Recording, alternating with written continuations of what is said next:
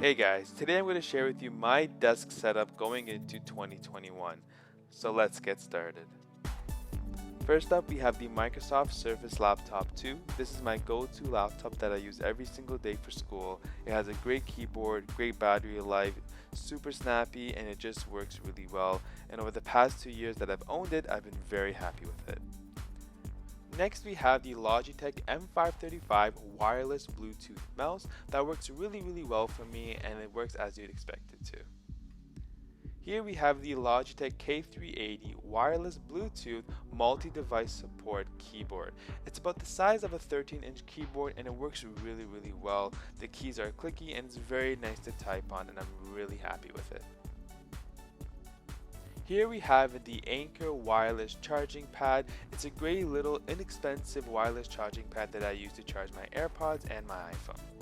Next up, we have my AirPods 2nd generation and the AirPods Pro. These are my favorite pair of wireless Bluetooth headphones, and I use them every single day, and I highly recommend them if you have Apple products.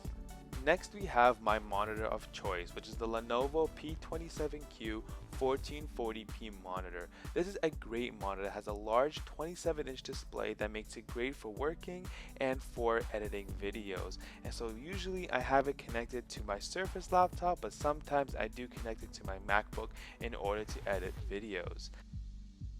Here we have my iPad of choice, which is the iPad 7th generation that came out last year. It's a great iPad for me and for what I use it for, which is mainly Netflix, YouTube, checking emails and things like that. So I really don't need anything more than the base iPad.